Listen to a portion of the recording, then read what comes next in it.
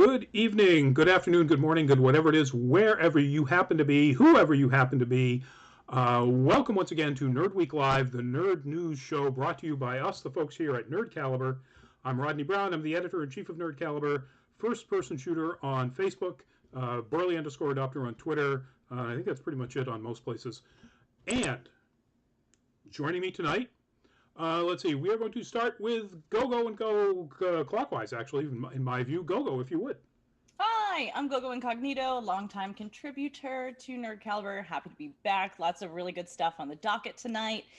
Something to brag about myself. If you want to come see what I'm up to, you can come to my Instagram, which is Gogo underscore Incognito. If you're looking for me on the interwebs, you can basically find me by looking up Gogo Incognito. But I will be able to show you all this. I am published again. Yay!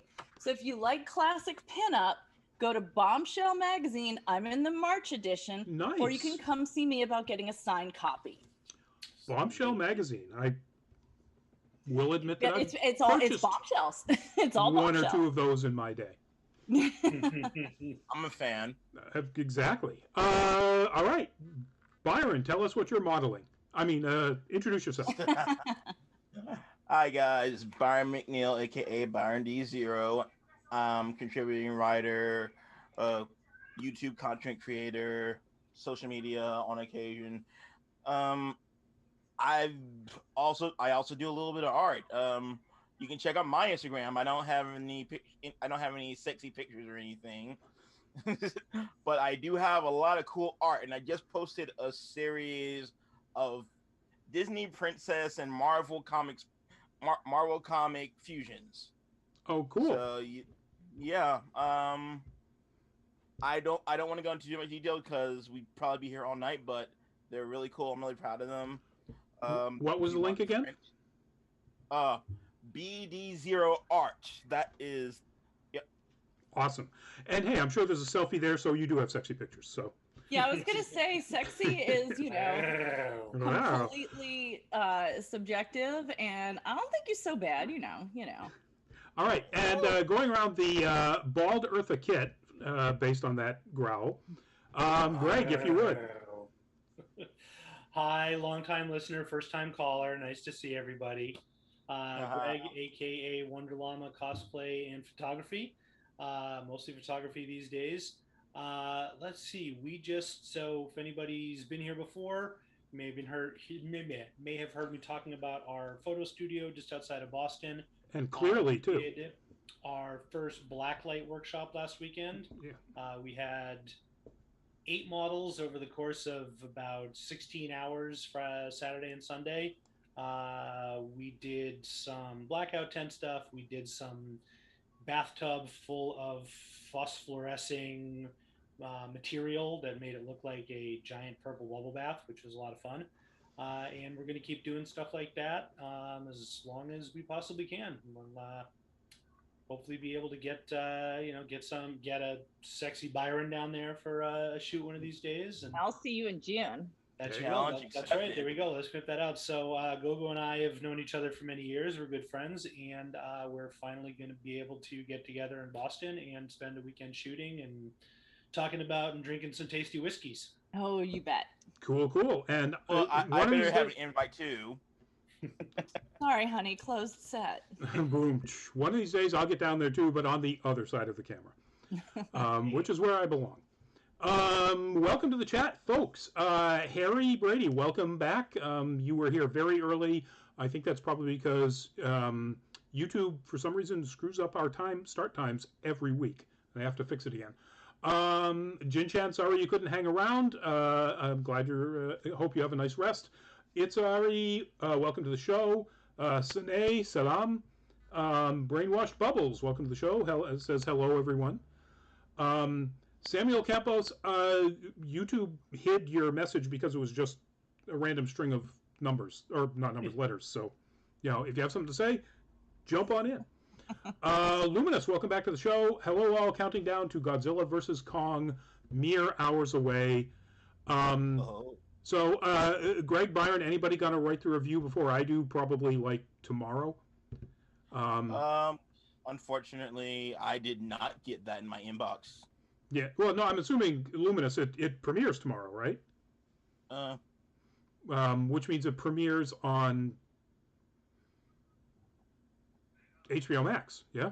Anyway, Luminous, yes. let us know. Ooh. But anyway, we have a ton of news here, folks.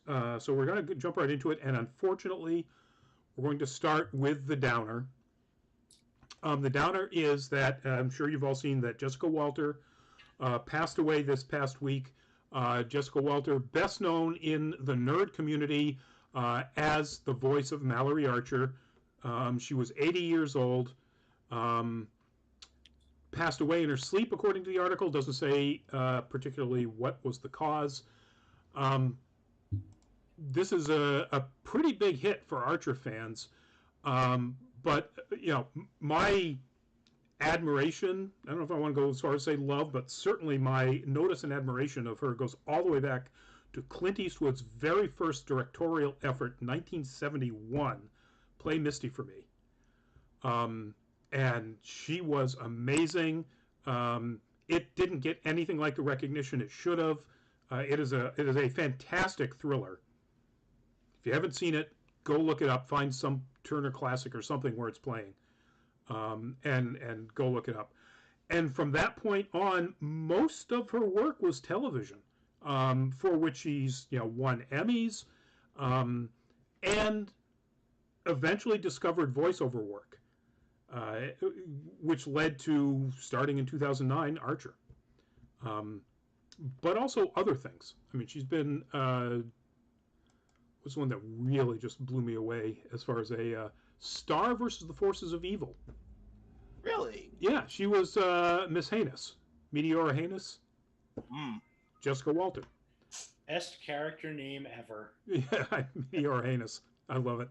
I will always remember her as Lucy Bluth in Arrested Development. Yep. Which she was definitely one of the She was definitely one of the most hilarious characters on that show. Oh, I think hands down. Yeah, I didn't even like the show a lot of the time, but I watched it and then rewatched it for her. I found also. I'm sorry. Continue, Byron. I'll come back to my point. No, I mean, my only point was that she was the heart of that show, and I really hope that they don't try to continue without her at this point. If they try to do like another season. Arrested Development, you're talking about? Oh no, they're not. Yeah. They're definitely done after that second Netflix season. They've all come out and said that, and they definitely wouldn't at this point. Yeah, I mean, she's the mother you're glad, or if she is actually your mother, you're not so glad. You're glad she's not actually your mom. Lucille Bluth is a horrible, horrible mother, but damn it, she was hysterical to watch. Absolutely. Anybody that knows me and my cosplay friends and crew know that I've got a little bit of a special connection because my wife cosplays Mallory Archer for many years, and it is just your wife inhabits Mallory she Archer. Inhabits. She puts the play in cosplay. It's a costume, but yeah, to the point where, just a very quick anecdote, and then we'll move on. When she does Mallory at Dragon Con, she literally does not pay for a single drink the entire weekend. Because she'll just walk around and say, "Excuse me, my Steuben glass is empty," and moments later her glass will be full. I know we've got a lot of stuff here. Can you tell the story about the New York Comic Con panel? Oh, sure. Yeah, this was amazing. 2014, 2015, give or take. I don't remember. We went to the Friday night 7:30 primetime Archer panel. Like chumps, we waited in line. Mallory sashayed past everybody in the veal fattening pen and got to the front and just, "Excuse me, darling, excuse me, coming through." Talked her way in, talked her way to an usher, and got us like third row center aisle for like 8 of us in full costume. And John Benjamin comes on, and Aisha Tyler, and Lucky Yates, and Amber Nash. And for the first time at any Comic-Con ever is Jessica Walter. She's done press stuff, but she's never been to a Comic-Con before. Lots of applause. Said, I can't see too well out there. Is anybody cosplaying Mallory? She'd love to see that. And my wife, who is not normally someone who craves the spotlight, sashayed into the center aisle, straight up to the front, maybe 10 feet off the stage. And the two of them, John Benjamin and Jessica Walters, both went. I mean, it was the literal jaw drop. And John Benjamin said, "Oh, that's it, folks. You win Comic-Con," and did a literal mic drop and just shook his head laughing. And Jessica Walters was absolutely like, you know, the squee that she does when she sees Gene Parmesan? She basically did that. Ah! So, very sad news. She will be missed by her fans, and I don't know what that holds for Archer for future seasons. Hopefully, they got the next season in the can while she was able to work. But if not, I don't know how you carry that show on without her. 80 years old. She did not look it. No. I mean, she was touched by an angel for sure. And she was a beautiful, strong grand dame. Absolutely. So on the same note, I was just very briefly on this one. Reading through the tributes, the opinion pieces about her, one of the things that I read 2 or 3 different authors write some variation of was sort of commenting on the fact that she was a prime example of what happens when you don't let women age out of roles in Hollywood in TV shows, where it's not you're over 35, you get to be like the what do you call it, the Dowager Countess, but you don't get to do any meaty starring roles. And she absolutely slayed that concept by being insanely funny and bringing a whole new level of craziness to the roles that she was in. So yeah, that was actually what I was about to say, more or less, when I kind of jumped in. No. When I jumped in, when I jumped into what Byron was saying, was that I think I myself, some of the I learned a lot of subtle physical comedy from her. In that, she could tell a whole story by, just the way she'd move her eyes, or she had a great economy of movement that told so much. And she could definitely like cheese it without actually being a ham. Mm-hmm. And, I would watch, I'd watch and rewatch Arrested Development and some scenes over and over again, because I'm like, this is incredible acting, even in this ridiculous show. Mm-hmm. She is just performing like high art physical comedy sometimes, just with like, little twitches or, just, oh God, she's so good. That's all I was going to say. That's such great chemistry with your co-stars too. Yeah. Yep. And I'm sure the writers wrote this line, but she delivered what has become one of the classic nerd line jokes. Go see A Star War. Yes. I thought you were going to say the one about how much can a banana cost? $10. Well, that's not really nerdy, but yeah, that's more of a. Yeah, exactly. Luminous, by the way, Luminous apparently was at that New York Comic Con, since I remember that panel in that movie. I didn't realize that. Cool. Fantastic. One of my favorite memories. Go to your point. If you can act against Liza freaking Minnelli and be just as big and share the same name and be the same cougar-y sort of character, I mean, it's Liza freaking Minnelli. You're holding your own on every level. Although technically Eliza was playing second fiddle to her. True. Very true. True. You had an observation that you started, Byron? Yeah, I was gonna say one of my favorite memories of her was a scene from Arrested Development with her and Jason Bateman, where he says to her, "There's been a lot of lying in this family," and she says, "And a lot of love." And he's like, "More lies." Like that was like one of my favorite moments of chemistry from that show that she had, because she was like, she had like this dignity to that performance that, while for her character was undeserved, you totally believed it. Absolutely. Exactly. She'll be missed. That is a great way to say it. She'll be terribly missed. We have to find out what's going to happen, with Archer going forward. I've seen lots of comments from people from Arrested Development. I don't think I've read anything from the Archer people. Sorry, go ahead. I thought you were done. No, go ahead. Aisha Tyler posted a few things of the whole cast together doing, probably promo pics. But very, those feel very staged a lot of the times when you're doing the upfronts for the networks and all that kind of stuff. They look like they're genuinely having fun together. Yeah. And it's, the comment was, this was such an ensemble. There was none of the sort of bad blood that was between her and Jeffrey Tambor reportedly, and some of that stuff.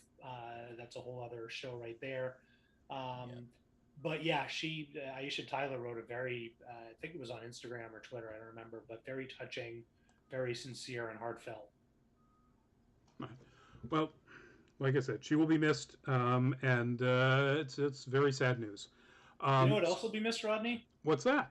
Our next topic. And I was going to say, speaking of sad news, so that is Gillian Anderson from the first season of American Gods, the series on Starz, based on Neil Gaiman's book. And the news is that after this third season, there will not be a fourth. It's been canceled, apparently due to very, very low viewership. According to this the article I'm reading, with the number was something like 65% down compared to its first season. Season 3 was. And the reason I chose this particular picture is because personally I bailed after the middle of season 2. The first season was absolutely stellar. It went through problems with showrunners, which caused big names to bail. The second season, fired. Second season I found pretty much unwatchable. And then between seasons 2 and 3, Orlando Jones got fired. And I was done. Despite the fact that Neil Gaiman was really deeply involved, he wasn't the showrunner. He wanted to make very clear about that. But with seasons 2 and 3, it just didn't work anymore. To me. So that's it. It's done. This is a quick topic, but I'm sure you guys have something to say about this sadness. I loved the book so much, and it was Same. something that was read in my book club, and then we actually revisited like a year later to keep, to do it more, and I've, read on it, and I've had friends role play from it and whatnot, and that I didn't watch the show. My experience was just, it's not going to get better than these experience. It's not going to get better than what I've had with my friends talking about it, which was completely, the opposite with Good Omens, where I love all the media, give it to me. But I just didn't go there with American Gods, even though I looked at all the photos and worship Gillian Anderson continually. But Gillian Anderson as Lucille Ball and David Bowie. Oh, my God. Yes. Just amazing. This is pretty much the same as you, Rodney. Watched season 1, loved it. I don't think I even watched season 2, just it didn't quite grab me and never started it. But yeah, I mean, that was, I think, the first Gaiman book that I ever read. Talk about starting at the peak in a lot of ways. And as someone who grew up on Edith Wharton's Greek mythology, reading, all sorts of stuff about Norse mythology and Greek and Roman stuff, his way of encapsulating that whole pantheon of Western, call it broadly speaking, Western European, Central European folklore and mythology was just captivating. And for any fans of the audiobook, George Guidall, I'm not sure how it's pronounced. Yeah, I love him. Does the narration, and he's one of like the handful of people, you listen to the audiobook, his narration is spectacular. I actually, that's how I was introduced to the franchise, was through the audiobook. Although I listened to the anniversary version, which had multiple voice actors on it, and I was enthralled every moment. I never got. I don't have Stars, so I never got into it, and I was too lazy to find other means to watch it. But then like when I was inclined to watch it, all this stuff happened. Like two of my favorite actresses leaving the show, and then what happened to Orlando Jones? I'm just like, no, I'm not doing this. Yeah. In my mind, it was a mercy killing. I think in a lot of the viewers that, well, the ones that had bailed like me, you're right. Gaiman has said, like literally a day before they made the announcement of the cancellation, that if it wasn't going to get a season 4, the ending that they had for season 3 would be, quote, the single most frustrating, upsetting, and maddening place, close quote, for the series to end. So apparently, there's rumors out there that, maybe there'll be a movie to close things out or something. But I wouldn't count on it. Because somebody would have to put money into it. Yeah, I've read something to that effect as well, but it's clearly speculation and not more. Definitely wouldn't get my hopes up. Melee, welcome to the show. You are kind of late, but you know what? We're actually talking too much, so we're only into 2 topics. So let's move on to our next topic.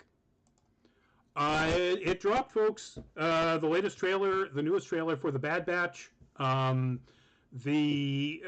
guess Clone Wars spin-off, I think would be the most accurate way to describe it. Made by the people who made Clone Wars, Star Wars story. And it looks pretty badass. It looks amazing. I'm so excited.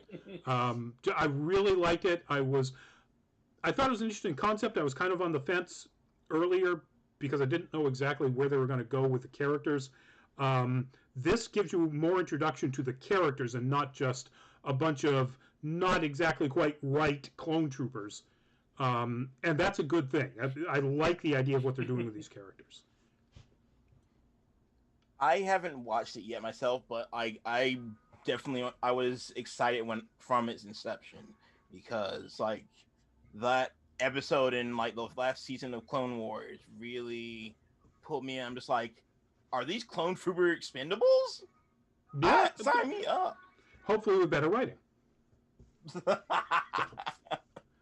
I liked the first movie, The Expendables. It was fun because it was fun. I mean, it was not good, but that doesn't mean that it wasn't like a romping good time to watch it. Anyway. I'm excited for this. I really like the Clone Wars style.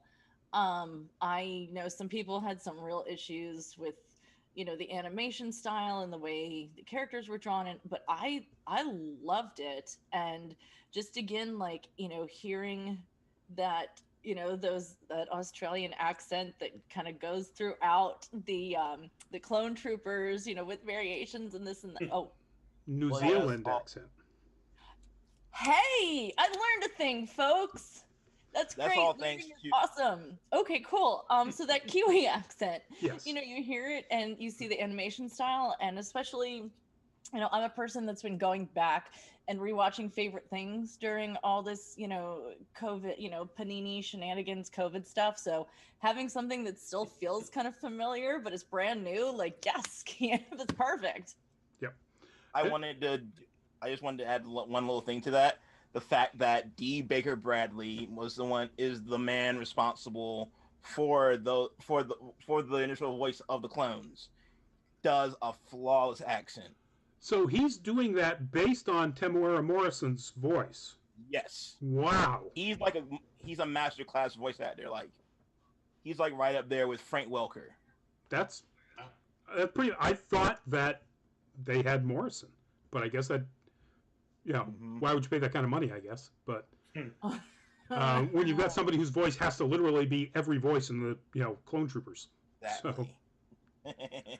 All right, moving on to another trailer. Dang, folks, if you haven't seen the trailer for James Gunn's The Suicide Squad, first, The trailer's red band, which means it 18 plus. Language, gore, violence. King Shark is not picking his teeth there. Just to give you a little warning. But if you fall into the category of people who can watch it, my God, is that thing fun. Greg, how did you describe your excitement for this? Before the show started? Yeah. I believe I said this is the first DC movie since Wonder Woman I've actually been chomping at the bit, pun intended, to go watch when it's released. I was indifferent to all the Batman Snyder stuff, Superman Snyder stuff, etc. This movie I want to see badly. Agreed 110%. Yeah, the comedy is there, the snarkiness that you would expect. There's nothing remotely self-serious, at least in the trailer. I'll go just for King Shark, because that... Mwah. So not in this article, but then right after this trailer dropped, James Gunn on his Instagram confirmed that King Shark is played by Sylvester Stallone. How great is that? And I thought they meant just motion capture, but apparently no. It's the voice as well. So comedian Steve Agee, who had been initially credited as the voice of King Shark, apparently set up some sort of voice parameters for Stallone to work on. But Stallone is doing the voice as well as the mocap. He did the motion capture as well? Awesome. I think so. I would have, well, I guess I'll have to look that one up. It's an interesting idea. That's a good one. You know what? Anybody who's read anything about that, whether he is just the voice or also did the mocap, he was on set. There were photos of him on set. Mm-hmm. So, but not in a mocap suit. But then again, this was, everybody that was on the set were still in casual. So who knows? Definitely the voice, though, which was very surprising. Any trailer, any movie that gets John Cena to completely seriously describe the things he would do for justice, and I can't say anything more than that, folks. Not on this show. We'll get demonetized. Oh God, the whole thing is just also an archerism. Oh, actually, very true. That thing was a very common archerism, just by a weird coincidence. That is also watch the trailer. You know what I'm talking about. Michael Rooker as Savant, just perfect. Everything about this thing just looks hilarious. And then, of course, the big reveal. The trailer's out there, folks. We're not spoiling anything. One of the villains is Starro, the giant alien starfish. Mind control. Mind control. Who was actually one of the most frightening villains when he was sort of reused in one of the animated Justice League movies. What was the one? I can't remember the name of it. It was just too bad because it's one of my favorite. He was also the first villain in the Justice League cartoon, and in the first comic. Good points. Apropos of very little, just out of curiosity, would Starro be considered a kaiju? Because there's we got a kaiju up in here again from the trailer, no spoilers. That something about that line just absolutely cracked me up. I don't know whether it was the delivery or the idea that, we might, whoever wins Godzilla versus King Kong this weekend might go to the next bracket, and the finals could be Starro versus King Kong. Starro generally is not quite that large. I mean, they really scaled him up for this, but I'm looking forward to this. Isn't like Starro like a hive mind? Yeah, so he can break off into smaller starfish, exactly the same size, and they all are Starro. So, it's insane. You're awfully quiet, Go. Oh, that's because I did watch it when I posted it, but I honestly don't remember. So I'm not going to really. What I do remember was when I posted the link, I said no Joker anywhere. Good point. Huzzah! That I remember being, and that's why I'm listening to all this, because I'm desperately trying to remember, and it is mostly coming up not something I want to talk confidently about, except my big takeaway was, thank goodness there is no Joker in it at all, at least in the trailer, and let that continue. Hopefully they have learned that we don't want to see Jared Leto as the Joker. We don't really want to see Jared Leto Period. at all. I would pay more than good money to have King Shark just eat him on screen. That'd be amazing. I love King Shark. And I remember that Stallone was King Shark. The news that it's voice and he's doing the mocap. I think that's great. It's going to be. Well, again, Greg's got a good call. I'm not entirely sure he did the mocap. That may actually have been Steve Agee, okay, who is ridiculously tall. Right. Yeah. And Stallone, for all his beefiness, he is not. Yeah. But that's okay. I'm little too, but I'm really a badass. So I'm getting totally works. I'm getting a chuckle here out of, I just did a quick search for Starro, and on Wikipedia there's a screenshot of the JLA from 1960, the first time Starro made an appearance. Aquaman, Green Lantern, Flash, Wonder Woman, and John Jones, and they're fighting a starfish. Yep. It's yep. Brilliant. Love it. It's one of the best, dumbest covers ever made. All right, moving on to our next trailer. We got more trailer stuff here, folks, and news to go along with the trailer. Yep, that is everybody's favorite sociopathic grandpa, Rick and Morty. And the news is that the 5th season is dropping as soon as June 20th. And there is a trailer to go along with it. The trailer really shows... this season has more like nerd parody than is pretty typical of previous seasons. Usually there's one or two where it's pretty clear who they're making fun of. But this one, there's a lot of stuff. There's, there's a Hellraiser bit, there's a Submariner bit, or episode. And I'm in for that. I kind of would like to see something where it's not quite so much just so depressing. Rick's nihilism and, I'd like to see him continue storylines and so on. That would be great. But boy, his nihilism gets tough to take after a while. I started I'm a fan. I'm not like a mega angry will try to argue with somebody about everything fan. And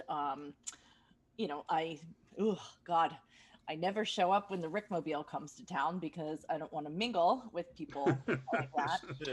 But I have enjoyed in later seasons the development we get with Beth and Summer. Especially, it's kind of depressing, continues to be depressing to see how much Beth is really like Rick. Yep. But also, the family getting, and Beth getting, from, oh no, never leave me, don't leave me again, to, I will literally kill you myself, Rick.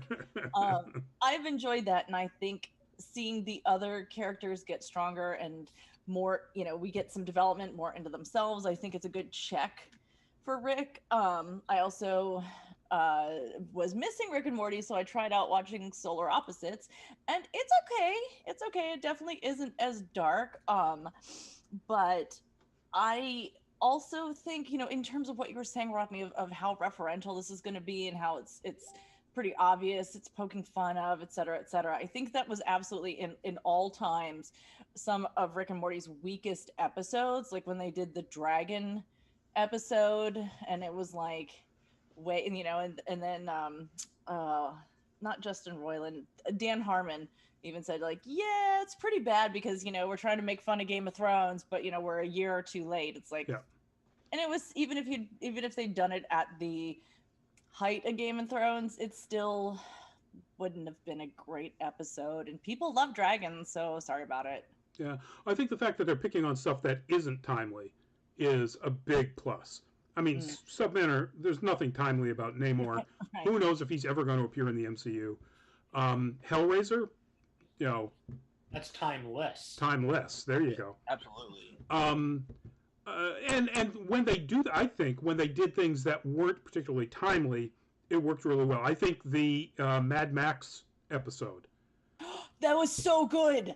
This is absolutely one of my favorite ones. Yep. So Rick and Morty fans, June 20. Oh yeah, I'm definitely on board for it, especially with the way this last season ended, because I know it. You know it. Rick Sanchez is a horrible human being, and They're all horrible human beings. Yeah, but Rick's the worst. Let's be honest. And it was cathartic seeing him get his comeuppance for a lot of the terrible stuff that he's done, especially in this past season. Yep. So let's hope more other character development, less pickle Rick. Oh God. That was a And great no- episode for God's the sake, first no more time, and then it sauce. took on a life of its own and became really painful. Yeah, I mean the ultimate lesson of that episode was when you learn that there are people Rick can't bullshit, and his horribleness is laid out right there in front of him by Susan Sarandon's character, the therapist, and. Yes. And then the lesson from that was Rick still won't ever learn any lessons from that. Well, yeah, that's true. Because Rick is a horrible character. All right, speaking of characters, and lots of them. I mean, lots and lots of them. So this is a cast shot from Prague, apparently. Well, selfie taken by Rosamund Pike, who is one of the lead characters in the upcoming Amazon Wheel of Time series. Little bit of news here. They've named another director who's going to be directing a bunch of episodes in the first season, Wayne Chi Yip, who has directed episodes of Deadly Class, Doctor Who, Doom Patrol, Hunters, Into the Badlands, Preacher, yay. Oh, I liked Into the Badlands. Channel 4's Utopia, and then of course working on Wheel of Time. I would name some of the other characters in there, but wow. Wheel of Time has 1.75 billion characters, and I have no idea who all of them are. And the first thing we saw a real quick, unrelated to this news, shot of Rosamund Pike as her character, whose name I can't remember. Very, very important character to the show and the series. Yes. I know what you're talking about, but I at the middle of the 5th book, I threw it into the fire and said I would never ever go back. Somebody in the chat, let me know. Name begins with an M. And it's like Morgan, but it's not Morgan. Yeah. Anyway, of her delivering a line with like black hair and her basically sort of the look I guess that they're going for with the character, and it's pretty impressive. But that's literally the only thing we've seen out of this, other than these cast shots. So that's it. We don't know exactly when this is going to happen. Still, no release date yet. It's currently in production in, guess where, New Zealand. Although, again, this shot was apparently done in Prague, so they're doing some stuff in Prague. Or did some stuff in Prague. But yeah, so there you go. More news about Wheel of Time. And if they adapt all the books, it will be the Eternal series. The series that will never, ever, ever end on Amazon. All right, moving on. Speaking of series, and this is just some wonderful cast news. That is, of course, Modoc, the upcoming Hulu series that we'll get to see finally on May 21st. The news is that they named a bunch of other actors who will be in this show. John Hamm will be playing Iron Man. Ooh. That's great. That's perfect. That is John perfect. Hamm in anything. He's got chops, and I love his voice, and I'm excited. And he can be that, that just, what's the word? Arrogant asshole that Tony Stark embodies. Nathan Also smug, not just arrogant, but smug, arrogant asshole. Yes. Yes. Marmy. Like Dom I'm an Draper- arrogant asshole, but I'm rarely smug. I mean, Dom Draper is not that far of a departure from Tony Stark.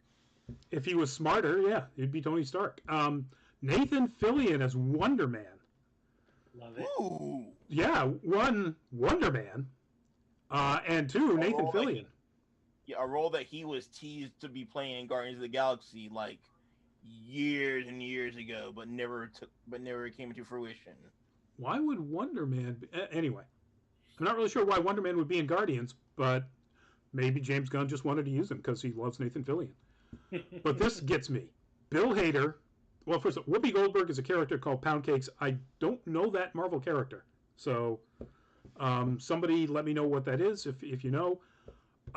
Bill Hader, 2 roles, the leader, and the leader versus Modoc, intellectually smug, arrogant assholes going at it. Yes, please. But Angar the Screamer. Angar the Screamer is one of the most weird little niche villains in the Marvel Comics universe. And the fact that he's in this and Bill Hader is playing him, thank you, the people behind this show. Angar the Screamer. Oh, They're not. Oh, sorry. Go ahead. No, go ahead. I was going to say, I'm looking at the article right now, and the 2 that really caught my eye when I was reading this is Melissa Fumero, who I don't think I've ever heard doing voice acting before. If you're not quite sure who she is one of the leads on Brooklyn Nine-Nine, and she plays Amy, who's sort of the more straight-laced cop or straight-laced detective. She's absolutely fantastic. And also Ben Schwartz, who, if this is the Ben Schwartz I'm thinking of, it is. Okay, then it's absolutely one. I love whatever this human does because He's the best. He's the best. He's the best at being the worst, and he loves it. If you've ever seen Parks and Recs, you will know John Ralphio. Oh, yeah. I really, and little tidbit about this actor. He was actually one of the people who was consulted in terms of the cadence and how he speaks and how he does that sing talk thing for the voice of BB-8. So he is even credited in there. He and another person, they between like how they all talk, that's the and like you can hear BB-8 going sometimes in the beeping, and I'm just like, yeah. Which is something that he also did in DuckTales as Dewey. He I know was the nothing voice of of Dewey? DuckTales, so I believe you. Yes, he Wow. he was the voice of Dewey Duck, and he had like that same sing-songy style, especially because Dewey was personified as like a showman. Like he had his own catchphrase, like "It's time to Dewey it." He's just got the perfectly wonderful, voice that you just know. So I don't see who they're credited as playing, but I think Schwartz is playing his son. So in this, Modoc is married, right? And has children, and is sort of the put upon CEO of this supervillain technology corporation, AIM. So, yeah, I'm looking for. This all came out at the WonderCon panel in the virtual WonderCon, events.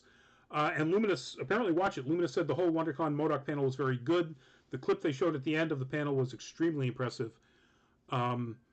That's cool. I haven't seen. I watch so little of the virtual con stuff.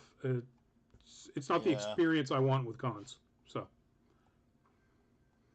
right, moving on. He had the right idea with that stuff, but Sorry, Byron. What?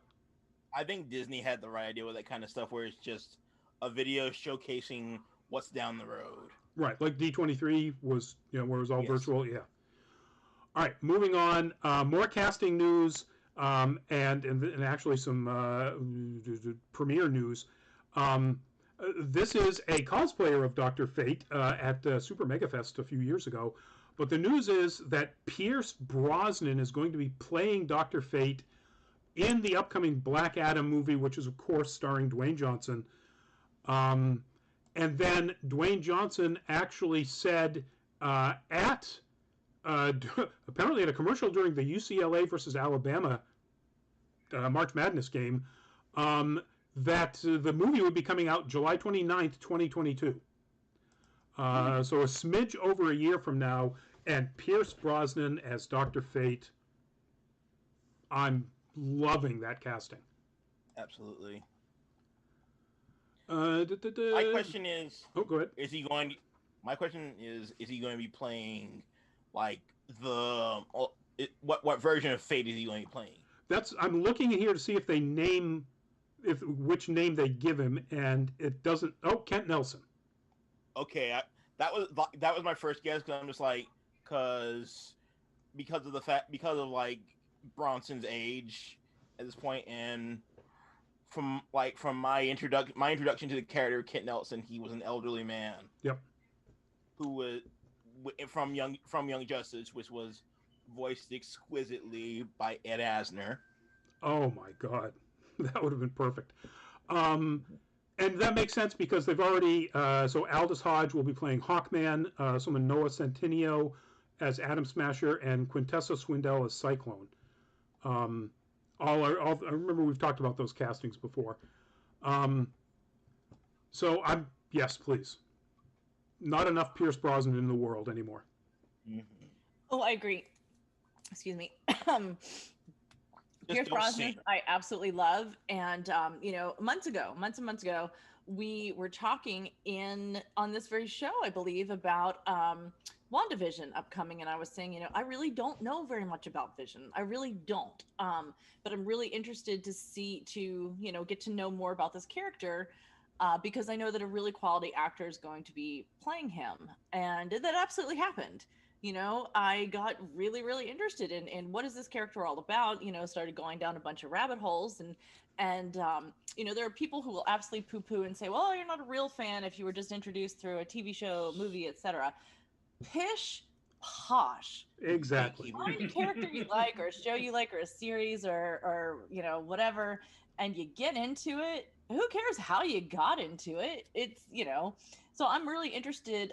Again, two actors that I absolutely love, who I think are geniuses. So let's see what they can do with these actors that I love, with characters I know nothing about. They are going to teach me, and I'm excited to learn. Excellent.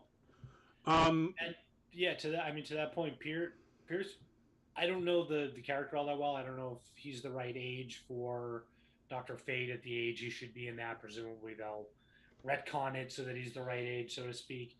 But yeah, Gogo, to your point, he's one of, sort of the top tier of people who are fantastic actors from the sort of traditional acting chop sense, but has also done so many big action movies, from all the James Bond stuff, the Crown Affair, that I think a movie like this, he's going to be a great fit.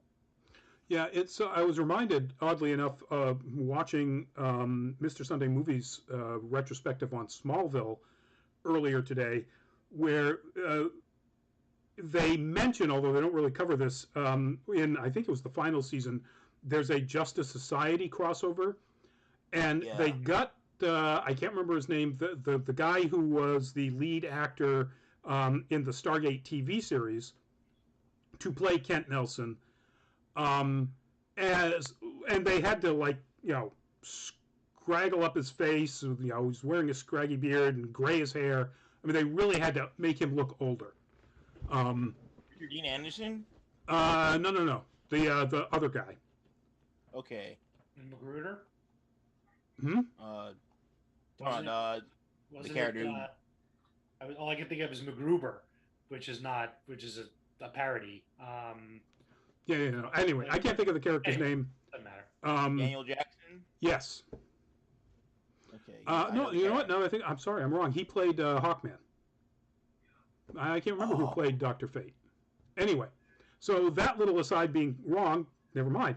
And I missed this completely on the Facebook chat from way back at the beginning of the episode. Will Yates, great movie. I love Play Misty for Me. So, huge callback to a long time ago. All right, moving on. I'll try to move on a little more quickly here. This is a screen capture from the game Ghost of Tsushima. Easy for you to say. And the news is out of alignment here. That's on my end. Never mind. The news is that Sony and PlayStation Productions are making a movie based on this game with Chad Stahelski, who directed John Wick, in the chair as the director. And I think that would be awesome. I would like to see, because the game, other than of course the game elements that don't apply to actual historical settings and so on, is otherwise wonderfully accurate to the period and to the whole ethos of the samurai. And I'd like to see somebody make a real one like that. Yes. And one of the things I love about this is that it's focusing on a samurai story that's not set in the Edo period. Yes. Yep. Yes. Then again, Kem Kelton, thank you. Talking Black Adam, yes, we were. Thank you for the donation. Thank you very much. Ding, ding, ding. Just ring that bell. I do want to add one more thing though. Yep. If they cast anybody other than Hiroyuki Sanada, I'm going to be disappointed. I'm assuming they're going to flesh out the cast a little bit more than the game, and they've got a lot of roles to put in, to cast. I just hope they don't whitewash the hell out of it. Same. I mean, set post-Mongol invasion on the island of Tsushima. You can't really put white people in that cast, folks. So I beg to differ. Scarlett Johansson will be perfect in this movie. Or Emma, I cannot remember her last name. She played a half Japanese girl in that Hawaiian movie. Thompson. The two big. She played Gwen Stacy. Emma Stone. Emma Stone. Yes. Yeah. Oh yeah. I forgot all about that. All right, moving on. That is one of my favorite photos I've ever taken of somebody cosplaying as George R.R. Martin, along with somebody cosplaying as Ryuk with the Death Note book, which, if you know those two pieces of nerddom, then you know how funny that is. The news is, if there is a Death Note that's been written for this thing, the Death Note is that that last book may be dead. It wasn't even the last book. No, he's only got one more left, correct? Oh, he's got two more? And then the finale. And then the finale book was going to be split, so it was going to be 3. Oh. Right. I agree with you. Their Winds of Winter was its own book that we actually got snippets of. When you bought the extended collector's book thing, you got a bunch of chapters from Winds of Winter. And that's not the final book.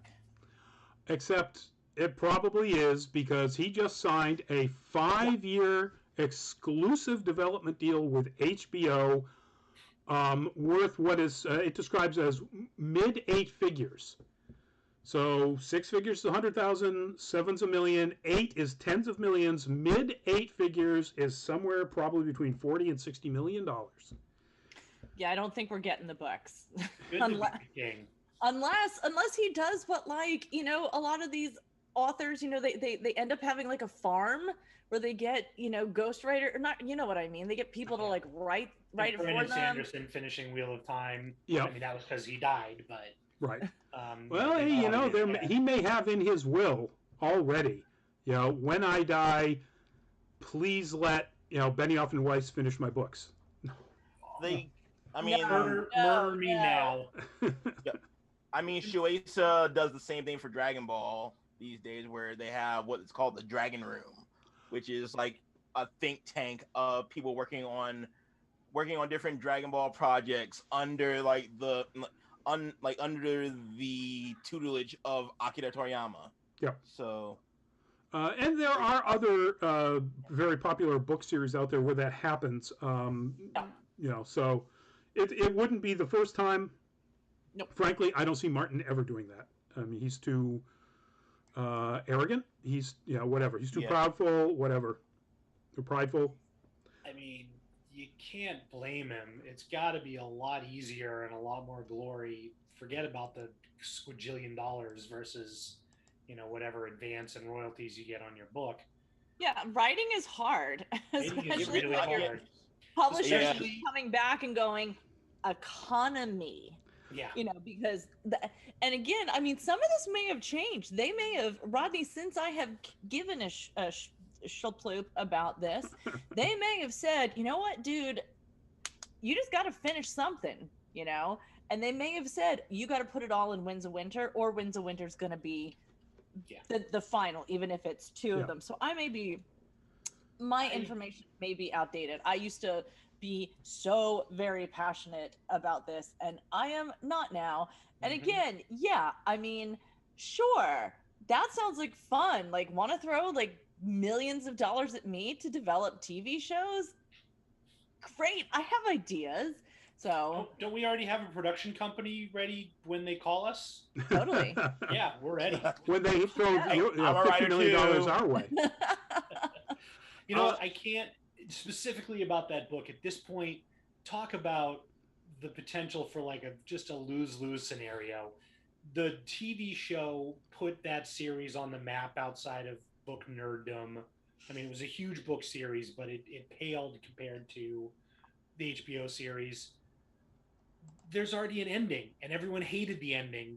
How do you write around that? How do you work your way past that whole? That wasn't his ending. No, I realize that, but I mean, no matter what it is, it's the best ending to any book ever written. Everyone's happy with it. No one's going to be happy with it, just because it's not what's already kind of out there. I can't blame him. Yeah, it's tough to turn down $50 million. I mean, I've done it twice, but that's me. Luminous, getting back to Ghost of Tsushima, it's not going to star Tom Cruise. God forbid, Luminous. Not from your lips to God's ears, from your lips to nowhere, please. Not today, Satan. All right, moving on to our last two topics. Bite your tongue. Bite your tongue.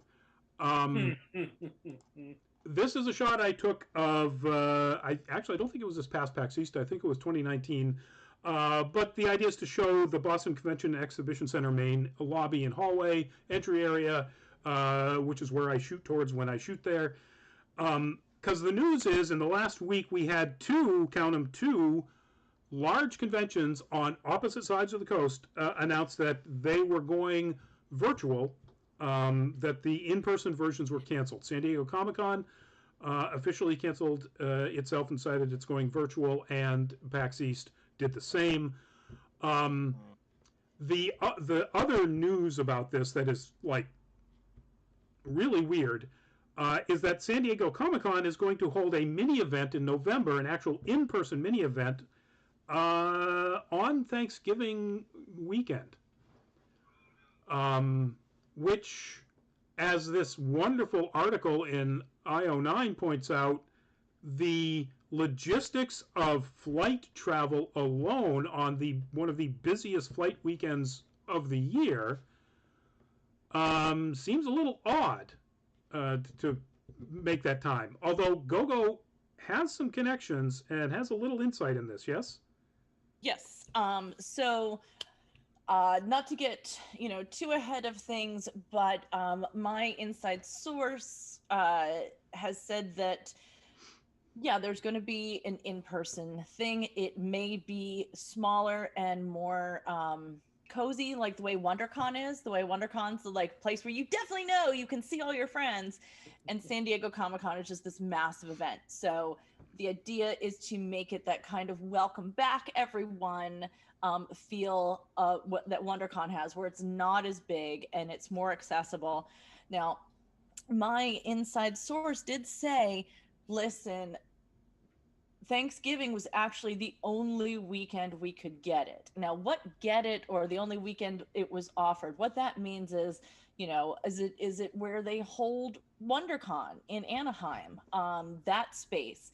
Was it because somewhere that there's going to be, a hotel situation where, again, they're like, well, let's just do it over Thanksgiving because people are going to be with their families. Is it the giant, I don't remember what it's called, where San Diego Comic-Con has its convention center? It is, according to this thing, it is going to be at the San Diego Convention Center. Okay, that is massive. So it's hard to think of having something sort of cozier and smaller there. That is massive, but perhaps. But it could be that they're only taking a part of it, which happens in a lot of cases with these huge, convention facilities.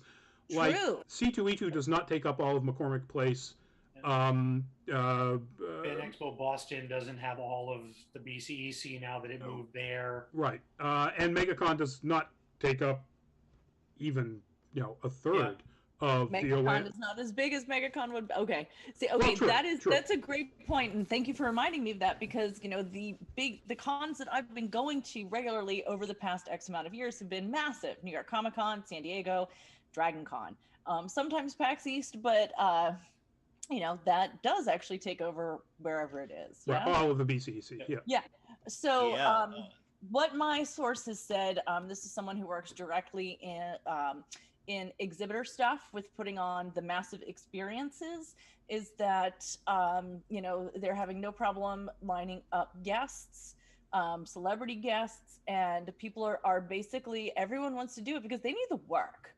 All these, when you think about event production, everyone from even like the people who like roll out the carpets, who do all this stuff, all the sound, everything, the handlers, everybody wants to get back to showbiz. And if Thanksgiving is the weekend they can do it, I think people are skeptical. The only reason I'm saying this is because I have this inside source who is already working on making all this happen. To that effect, they also say that New York Comic Con we can expect to happen. Wow. That would make sense. Yeah, it would. I don't see any reason, unless this fourth wave of coronavirus turns out to be way, way worse than people, knock wood that it doesn't, that people seem to be indicating, then current projections are that by then, anybody who wants a vaccine will have had a vaccine. Hopefully everybody can, things will be opened up into large, venues again. To your point about people getting back to work, this is actually from the statement. While we've been able, this is from David Glanzer, Chief Communications and Strategy Officer for Comic-Con International, while we've been able to pivot from in-person gatherings to limited online events, the loss of revenue has had an acute impact, his word, acute, on the organization, as it has with many small businesses, necessitating reduced work schedules and reduction in pay for employees, among other issues. Hopefully this event will shore up our financial reserves and mark a slow return to larger in-person gatherings in 2022. That sounds like Comic-Con International is hurting. And if that's the case, as silly as I initially think that having it on Thanksgiving is, if A, that's the only date that's offered at your venue, and B, if you don't have it, 2022 might be an issue about it actually happening. Yeah, by all means. That's another thing that my contact said when other people were arguing with them and saying, yeah, but doesn't it seem like it's just for the money? And my contact was like, all these people have been out of work. We're not talking about the mega celebrities, but yes, they want to get back to it too. But if we don't keep doing something, there's not going to be companies left to put together these Odacore. These Odacore is things. Otakon may disappear because Odacorp is in such bad financial shape. Yep. Right. Yeah. So again, don't quote me on the New York Comic Con thing. That has not been announced. That's just, again, that's hearsay from somebody who works on very large scale, big time experiences that you have at the cons. And they say, they're, hey, we're working on this. We're currently working on New York Comic Con and SD Comic-Con, and thank God for all the people who work for us and everyone that we contract out. So, less a WTF thing than apparently IO9 wanted to make it out to be. Yeah, so that's a great point. So we were talking about this sort of behind the scenes beforehand. Yeah, that's having that insight really shows you what happens sometimes when editors put clickbaity kind of article headlines to grab your interest, because it was all about the story that we posted to talk about tonight was all about it's on Thanksgiving Day weekend. And honestly, I mean, I show of hands, who's going to go to San Diego Comic-Con on Thanksgiving weekend? No way. Nope. No way. I mean, also, and y'all are right. I mean, it is going to be a travel nightmare. Yeah. Maybe they're counting, because it's going to be a smaller event, maybe they're counting on more people coming locally than, really having to fly in or, driving or whatnot. But yeah, it's going to be a logistical nightmare in terms of travel, especially with this year, more and more people going to being like, oh, I can finally see grandma after exactly 2 I was years. say. I mean, after Christmas and Thanksgiving last year and all the other holidays in between, where the vast majority of us did it the way we're doing it now, with a camera in our living room and not in person, the appetite to get on a plane and deal with the traffic and deal with the nightmare of travel is going to be big. I think it's got the potential to be as big a travel day of ever. Yeah. So. Yeah, that's the other thing. If you are thinking to maybe go, or if you have that professional pass, or once it comes around and you're going to go to San Diego Comic-Con and you have to fly there, get your ticket right away, because people are already booking out flights for Thanksgiving. So I can see a lot of people getting their pass, doing all these things, and then not having a way to get there unless they decide to drive. Yep. From the East Coast. Who wants to go ahead? Then who wants to do that drive from the East Coast? Yeah. Hold on. Exactly my thought. That that makes a 3-day con an 8-day con. So anyway, our last topic. Moving on to the news dropped about finally we get to see the full primary cast of the upcoming Obi-Wan Kenobi series on Disney Plus, or Star Wars Obi-Wan Kenobi, because they got to get that term in. And we knew, of course, Ewan McGregor, Obi-Wan, Hayden Christensen, that big news dropped back in the summer, would be coming back to play Darth Vader. I think we knew that Joel Edgerton was coming back, and Bonnie Pless is back, so that means that Uncle Owen and Aunt Beru are going to have a big role in this. Otherwise, they wouldn't have them right up there, in the leads if they were just, small characters, which absolutely cements the fact that this is going to be set on Tatooine. Yes. We talked last week or the week before about the fact that the Indra Varma was going to be on it. That news was an exclusive one-source story, but they've confirmed that she will be a major character.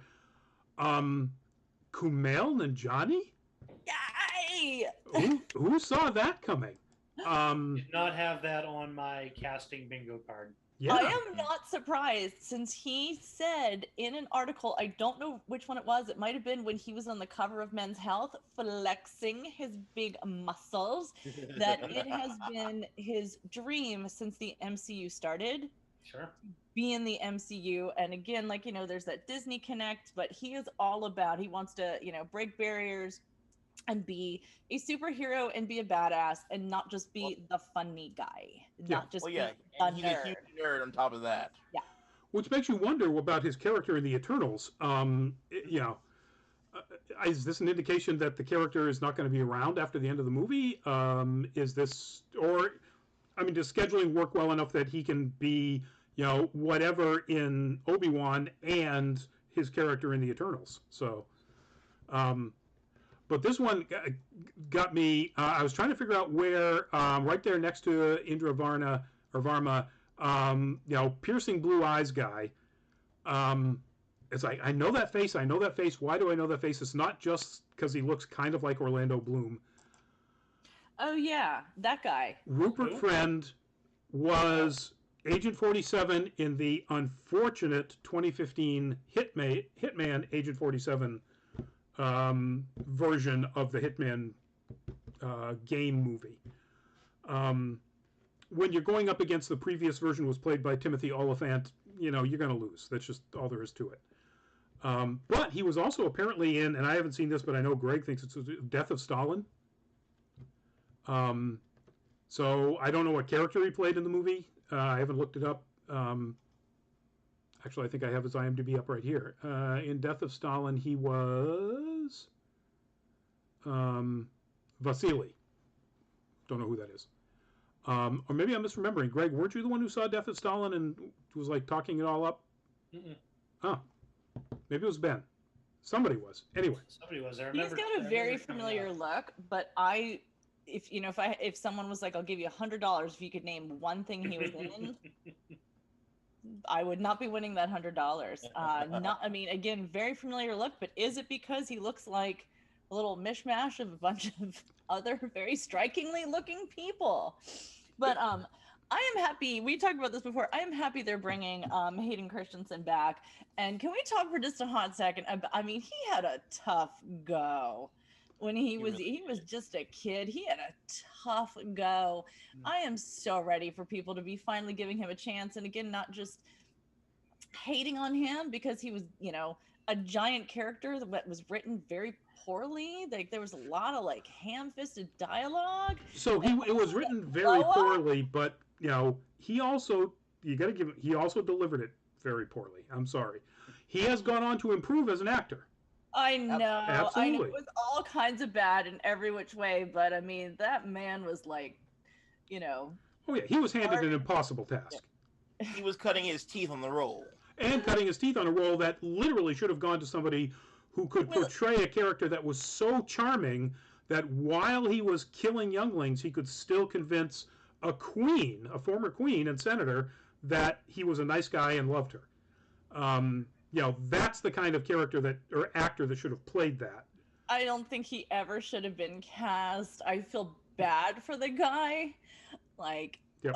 So I'm happy for him to get another chance. I'm ready to look at him as an adult and be like, you're very good looking, and just hope for the best. I mean, I thought he bombed, and I really can't go back. It's so hard for me to watch those prequels. I get that secondhand embarrassment because of how hate bad sand. they are. Yeah. I hate sand. It's coarse. It gets everywhere. Kim, I've been looking forward to this project for so long, and yes, I forget he was Prince Albert in The Young Victoria, and that was a good role and a good movie. We're seeing him with hair. No, I'm sorry. I'm getting back to Rupert Friend. Oh yeah, because the Agent 47. Yeah, if he was bald, I would recognize him instantly, I think. Kim, he was okay. I liked him in the role. I think you're referring to Hayden Christensen. You're a generous person. Let me put it that way. I would say generous and forgiving. He was definitely an actor in the role of He the was character. definitely there, and he definitely gave lines. He wore a lot of khaki. And he held a lightsaber. Don't forget that. Yes. Now, if you've never seen it, folks, go watch Jumper. Him up against Jamie Bell as two people with teleportation powers, and he's not bad. He's actually pretty good. Jamie Bell kind of acts circles around him, but he's still way better than he was, in my mind anyway, back in his role as Anakin. He was bad. That's a low bar. He was bad, and I feel bad. Yes. Yeah, I mean, too bad Jumper wasn't a very good movie. No, the story had some elements that were pretty enjoyable, but it was kind of dumb as well. It was actually pretty dumb. But it had good people in it, and Christensen, I wouldn't say he redeemed himself, but he certainly showed a lot more ability than he did in any of the Star Wars movies. But now that he's this much better an actor, fingers crossed, that he really pulls it out. So now he has to step over 2 bricks instead of 1 brick. Is that where the bar is set at this point? Hey, can I just throw this in real quickly? Not precisely news, but it is pertinent since we were talking about American Gods before. Yep. While we were talking, I just got an alert that popped up. Neil Gaiman posted on Twitter, "Definitely not dead. Grateful to stars for American Gods. Fremantle, the production company, are committed to finishing the story, and we're waiting to see which way forward works best." So, hypothetically, that hint at a movie might have some legs to it. Total speculation. That's not news. That's not anything but Neil Gaiman crossing his fingers and his toes, but could be interesting. And Neil Gaiman isn't known for throwing out speculative garbage to save something that he loves. You know, he doesn't really need the work. This is true. Racism Kim, in the movie. Jumper was good, but the story fell off. Yep, we're all in agreement there. All right, folks, we're running long. So I know we have some pretty important could we please or could we nots. So let's get to those. Greg, would you start? Yeah, I got to take a deep breath and center myself before diving into that one. Yeah. I hate to have to echo what we talked about last week. Can we stop with Asian hate? I don't even know where to start. The video that came out of New York today about some random jerk, just literally, it looked like an outtake from a Sopranos episode where this guy all but curb stomped a 65-year-old Asian woman. Don't know anything about it. Doesn't really matter. It's sickening. I've reached out to a bunch of Asian friends today, and hearing from people who are literally afraid to leave their home because they've become agoraphobic about the idea that if I walk out of my door, some jerk is just randomly going to walk up and punch me because I'm not white American. I realize my saying that is not going to change a lot of people if that's how their racism rolls, so to speak, but goddamn, it's heartbreaking. And if ever could we please stop that? Yeah. Yep. 100%. I am going to once again post in the chat anti-Asian violence resources card website. There you go, folks. Check it out. It has all sorts of interesting statistics, but also places where you can help. Places to donate your time, your wealth, whatever you want. And it's got to stop. You know, this is horrible. You know, racism of any type is horrible. This seems to target older Asian women for some reason. And just... I want to add to that. It's not enough to just be anti-racist, though. Like, so often when on the discussion of racism, I hear people say something to the effect of, "Oh, I'm not like that," and it's like, good on you. You're doing the bare minimum. If you have the ability to combat racism, you have a moral obligation to do so. There's like everybody has that ability. Everybody. Yes. Like we are in a state of civilization now where it's not enough to just sit around with your thumbs up your butt. Yep. Agreed 100%. All right, let's consider that, you know, do the work, folks, please. To whatever extent you can. And reach out to your Asian friends. Reach out to people. Put yourself out there. If you have any spoons to give, any spell slots, any mana, take on, you know, even if you just are an ear, if you have, you know, $5 to support one of these organizations, that's great. If not, then, you know, you can start at home or with friends, especially if, you know, you're consuming Asian cultural anything, food, music, manga, anime, anything. and then you see somebody doing this and being racist, shut it down. Shame them. Do something. You know, people aren't going to learn until, I don't know, it's so hard to get people to learn, but you can be part of helping them, even if you have to help them with some tough love. I'm not advocating violence. Hear, hear. Byron, in addition, I believe you had a different Could We Please or Not?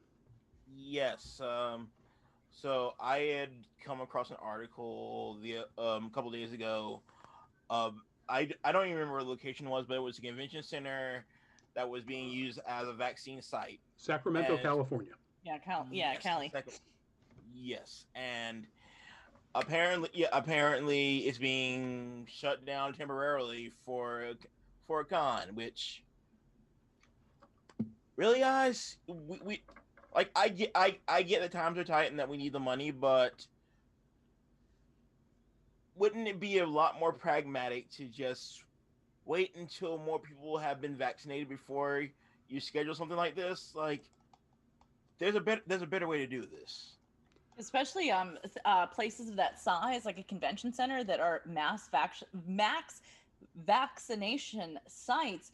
They're doing up to 10,000 a day, and so shutting that down for, you know, that's what, maybe 50,000 people or, you know, or more are not going to get their shots or have to wait on their shots, and it's over a weekend, and that may be the only times they can go. That is like, it to me, I yes, again, everybody needs to work, but that is the epitome of selfish. Like, so just to be clear that this is the Placer County Fairgrounds, and it's April 1st and 2nd is when the event is. It is a swap meet organized by the convention SAC Anime. So it is a convention, but it's more of a 2-day swap meet. But those fairgrounds have been used as a vaccination site and will be shut down for those 2 days, the vaccination function.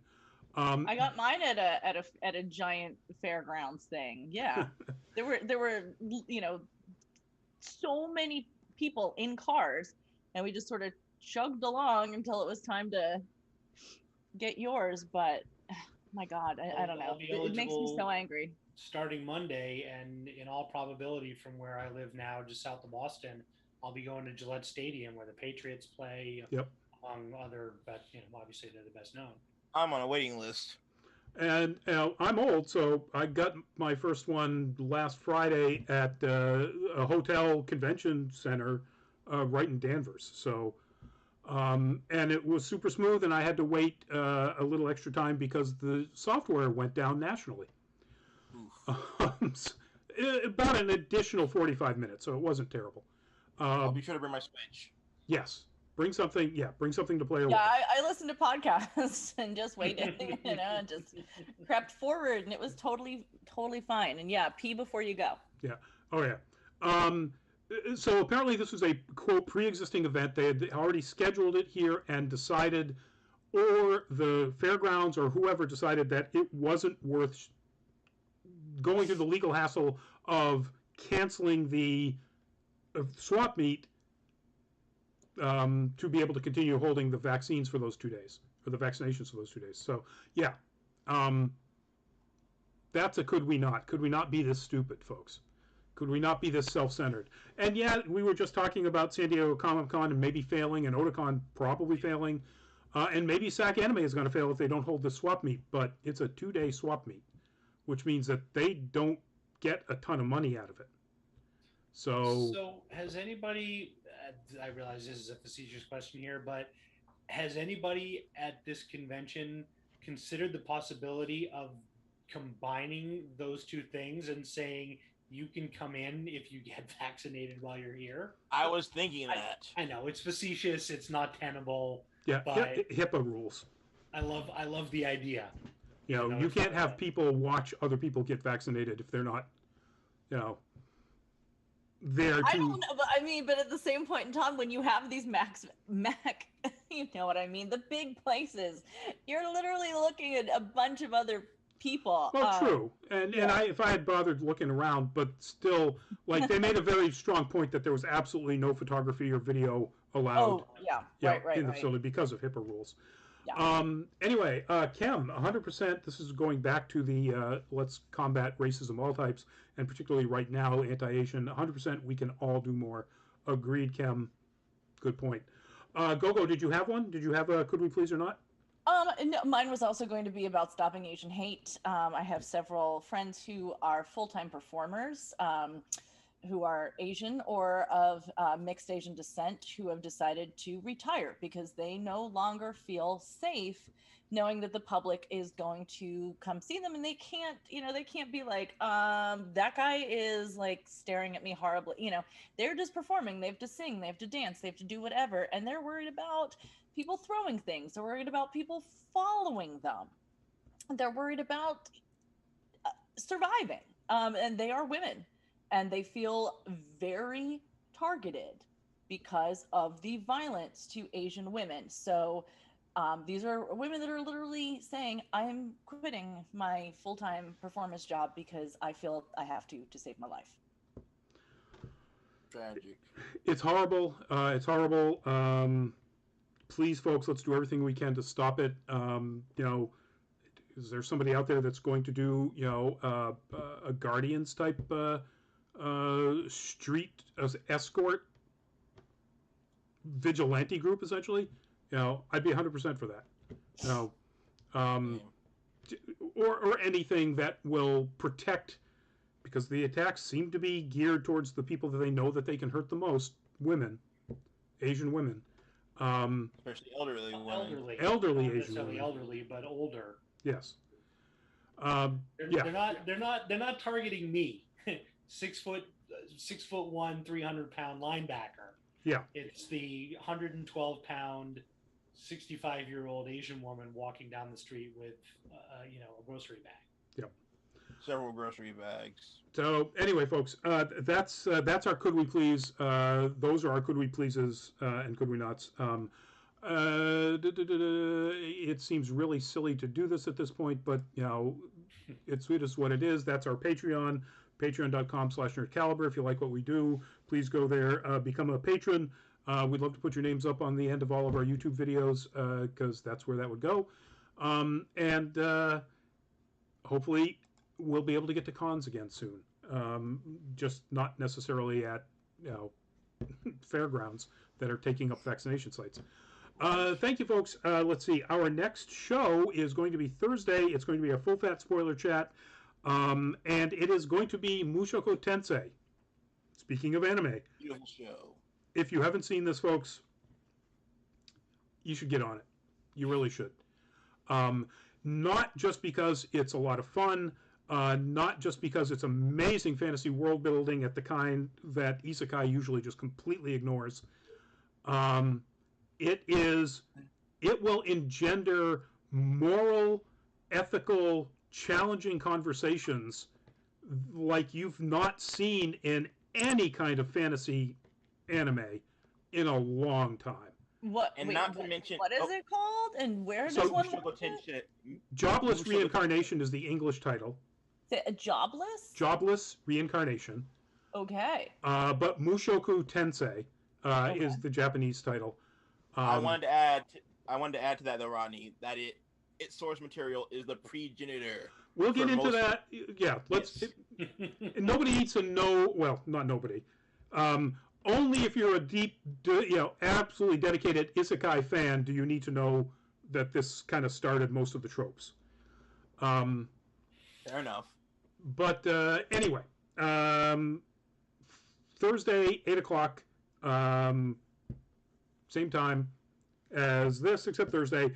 Next Tuesday, Nerd Week Live, we'll have more news. I guarantee there'll be plenty more news because it just happens all the time. Theaters opening up. People are starting to put out, lots more information about, shows, movies, and comic books and games and all that sort of stuff. So come watch us then. Good for my stock portfolio. Yeah, okay. Get that GameStop stocks. And we're going to say goodbye really quickly. Greg. Good night, everybody. Take care. Stay safe. Get vaccinated when you can. See you soon. Check out Red Raven Studios. Byron. Bye, everybody. BD0 Art. Yes. Cool. Go. Go Incognito. Find me online doing lots of great things. Lots of published pinup. If you like that, Go Incognito. That's what you need to know to find me. There you go. And if you're on the Instagrams, there's an underscore in there. Yes, thank you. Luminous, great. Thank you. He says a great show, everyone. I agree. Thanks and good night. Sure. Good night, all. Bye-bye.